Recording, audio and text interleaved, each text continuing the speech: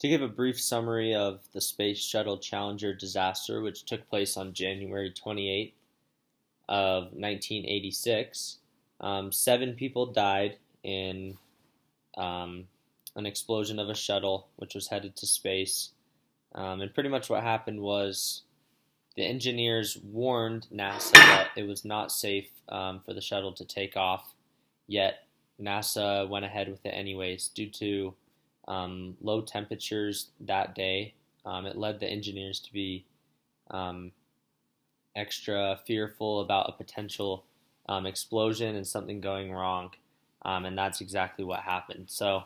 it has become a huge case study for workplace ethics, as one side had one opinion on what to do, and another side had a differing opinion, and ultimately it ended up as the worst case scenario. And it leads us to wonder what NASA could have done to prevent this. And it's honestly a pretty simple answer, because NASA had information that the engineers were fearful of an explosion and something going wrong, and unfortunately it did. And it seems clear that NASA should have just listened to those engineers and just gone ahead and pushed it back maybe a few days and postponed the launch, but they chose to go forth with it anyways, just because of differing opinions. And you can see how NASA really didn't want to postpone it, because the launch had already been postponed, I think, twice previously, and it was a long-awaited launch, and they just didn't want to have to postpone it again. And they thought that although the first line of defense to explosion may have been iffy, that the second one was strong and that nothing really would have gone wrong. But ultimately, they chose not to listen to the engineers, and unfortunately, it did go wrong. So just maybe thinking about the consequences of what could have happened, and 7 people dying should have been enough just to postpone the launch and take all safety precautions. They also went and changed some rules and checks to ensure safety, and they changed those on the fly, which had never been done before by NASA. And so if they just would have stuck to their original plan, stuck to their original rules, then this could have been prevented, or at least maybe a different outcome would have occurred. It also leads us to ask what the engineers could have done differently, and specifically Roger Boyce-Jolly, I probably butchered that name, but what the engineers could have done differently.